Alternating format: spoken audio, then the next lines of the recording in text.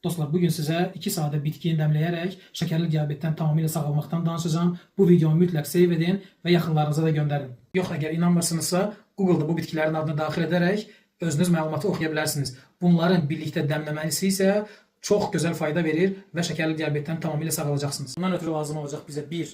Kişniş toxumu, rus dilində adı koriandrdır. 2.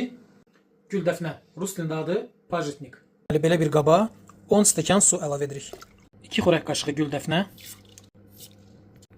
4 xörək qaşığı kişniş toxumu. 5 dəqiqə qaynadıqdan sonra və sonda da onu süzgəcdən süzməliyik. Və sonra soyudulub içilməlidir. İnsulin iynəsindən istifadə edənlər gündə 3 dəfə, səhər gün, orta axşam, insulin iynəsindən istifadə edəməyənlər, yəni dərman içənlər isə gündə 5 dəfə içə bilərlər. Bu prosesi 45 gün etmək lazımdır və unutmamaq lazımdır ki, şifa verən Allahdır. Allah hər bir xəstə müsəlman analarımıza, qardaş bacılarımıza kamil şifa versin.